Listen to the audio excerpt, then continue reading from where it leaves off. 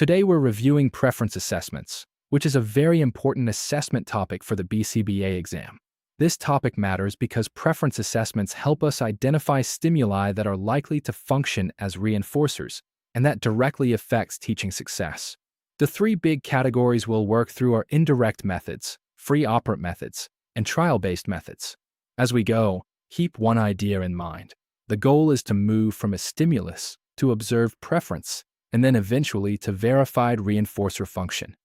Preference assessments matter because they help guide reinforcer identification, which improves the efficiency of intervention and teaching. In ABA, if we choose weak or irrelevant reinforcers, instruction becomes less effective and behavior change is slower. This is why preference assessment is considered a core assessment concept and why it shows up so often in exam scenarios. One important exam tip here is that preferred does not always mean reinforcing. Preference assessment helps us predict what may work, but it does not by itself prove reinforcer function. A preference assessment is a systematic stimulus evaluation used to identify items that a learner is likely to prefer. It does more than just find liked items. It also helps us rank relative preference, meaning it tells us which items are preferred more strongly than others. That ranking is useful because items that are highly preferred are often more likely to function as effective reinforcers.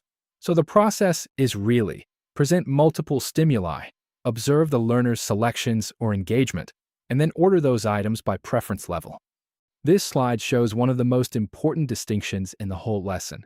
Preference is not the same as reinforcement. Preference means an item is chosen more often. It reflects subjective value and is usually measured through choice. Reinforcement, on the other hand, means a stimulus increases future behavior. It reflects functional value and is measured through actual behavior change. So if a learner chooses an item often, that tells us it is preferred. But unless using that item leads to an increase in target behavior, we cannot say it is functioning as a reinforcer. That is a very common exam trap. Now let's organize the major preference assessment types. The first category is indirect methods, which are based on reports from other people. The second is free operant methods, where multiple items are freely available and we observe natural interaction. The third is trial-based methods, which use structured stimulus presentation. Within trial-based methods, the specific formats you need to know are single stimulus, paired stimulus, and multiple stimulus. A good mental model is that indirect methods are less precise, free operant methods are more direct, but still somewhat naturalistic, and trial-based methods are usually the most structured. An indirect preference assessment is based on report from others rather than direct observation of the learner choosing items. These methods often use interviews or checklists, so they are fast and practical. That makes them useful when you need a quick starting point. But because they rely on report, they give us lower confidence than direct methods. So academically, indirect assessment is best thought of as a preliminary source of information, not a final conclusion about preference. Examples of indirect methods include interviews, questionnaires, and preference checklists. What all of these have in common is that they rely on someone describing the learner's behavior rather than measuring it directly. So the key feature here is that there is no direct observation of actual choice or engagement. The limitations of indirect assessment are very important. First, the data is based on subjective reports, which means it depends on the other person's interpretation. Second, preferences may be outdated. An item a learner preferred months ago may no longer be motivating now. Third, there is no direct observation of actual choice behavior or engagement. Because of that, the results need confirmation through direct assessment. A very common exam mistake is treating interview or checklist data as if it were definitive proof of preference. It is not. A free operant assessment is a direct method in which multiple items are freely available to the learner at the same time. There is no trial-by-trial presentation.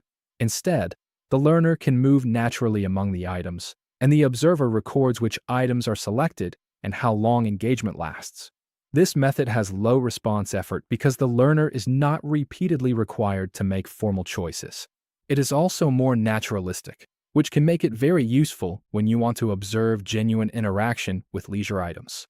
One strength of the free operant method is that it has a naturalistic format. The learner is not under as much pressure as in repeated choice trials, so you may see more spontaneous engagement. It is also useful for measuring duration of contact, meaning how long the learner stays engaged with a given item. That can be especially helpful for leisure items, because some items may be chosen briefly, while others maintain longer interaction. So free operant methods can tell us not just what gets touched, but what holds attention. Free operant methods also have limitations. They involve less experimental control than trial-based methods, and one concern is position bias, where an item may receive more contact simply because of where it is placed. These methods may also miss lower preference items, because highly attractive items can dominate the learner's attention. Another issue is that they make it harder to build a very precise ranking. And one exam trap is assuming that the item with the longest contact time is always the strongest reinforcer. That conclusion would go too far. Now we move to trial-based preference assessments, which are more structured. In these methods, stimuli are presented systematically. The learner makes repeated choices, and the assessor records the results across trials. Because there are repeated opportunities to compare stimuli, these methods usually provide better stimulus comparison and a more precise preference hierarchy. Compared with indirect methods, they are higher in precision, and compared with free operant methods, they usually give cleaner ranking data. The first trial-based format is the single stimulus assessment. In this method, one item is presented at a time, and the learner shows an accept or reject response. Then that response is recorded, and the next item is presented. The advantage is that it is very simple to administer. The limitation is that it may over-identify preferred items, because the learner is not choosing between alternatives. An item may be accepted when presented alone, even if it would not be chosen when better items are available. The next format is the paired stimulus assessment. Here, two items are presented together and the learner selects one. This process is repeated across many item pairs. Because each item is compared directly against other items, the assessor can produce a very strong and detailed preference hierarchy. This is one of the clearest ways to identify relative preference because the learner has to make a direct comparison each time. It is very powerful for ranking. The major strength of paired stimulus assessment is exactly that. It provides highly detailed ranking and clear comparison data. If you need a precise hierarchy, paired stimulus is one of the best methods. But the trade-off is that it is time-intensive and requires more trials, especially when many items are included. So the exam tip here is that paired stimulus is best when you want precision, but it is slower to run. A multiple stimulus assessment presents several items at once, and the learner selects from that array. It is generally faster than paired stimulus and is very practical in applied settings. That is why it is so common in real-world ABA work. It reduces testing burden, saves time, and still provides useful ranking information. So if you need something efficient but more informative than single stimulus, multiple stimulus formats are often a strong choice. One high-yield version is MSWO, which stands for multiple stimulus without replacement. In this format, after the learner selects an item, that item is removed from the array for the remainder of that round. Then the learner chooses from the smaller array, and the process continues until the items are ranked. This is an efficient way to build ordered preference data. The key exam phrase is exactly what the slide says. Without replacement means the chosen item does not return in that round. The other version is MSW, or multiple stimulus with replacement. In this format, after an item is selected, it is returned to the array, so the same item can be chosen again in later trials. This makes the procedure shorter and simpler in some ways, but it usually produces a less clear full ranking than MSWO. The common trap is mixing these two up. If the selected item comes back, it is with replacement. If it stays out, it is without replacement. When choosing an assessment type, we should think clinically. The slides highlight 4 decision factors: the need for speed, the need for precision, the learner's tolerance for trials, and the constraints of the setting. If you need very quick information, an indirect or free operant method may be more practical. If you need a precise hierarchy, a trial-based method may be better. So the right method depends on both the learner and the purpose of the assessment. This slide captures the transition from preference assessment to reinforcer testing, and this is one of the most important parts of the whole topic. First, we identify preferred items. Second, we use those items contingently, meaning we deliver them following desired behavior. Third, we measure whether the target behavior changes. Fourth, we confirm whether the item actually functions as a reinforcer. So the key insight is that preference assessment identifies likely candidates, but reinforcer function must still be verified through a functional relationship between stimulus delivery and behavior change. On the BCBA exam, questions on this topic often appear as method identification questions, where you have to recognize the assessment from the description. They may also appear as scenario questions asking which procedure is appropriate, or comparison questions asking how methods differ. Another common exam angle is distinguishing preference assessment from reinforcer testing. So when you read these questions, focus on the method features. Are there reports, natural interaction, or repeated structured choices? This slide summarizes the most common exam confusions. First, preferred does not equal reinforcing.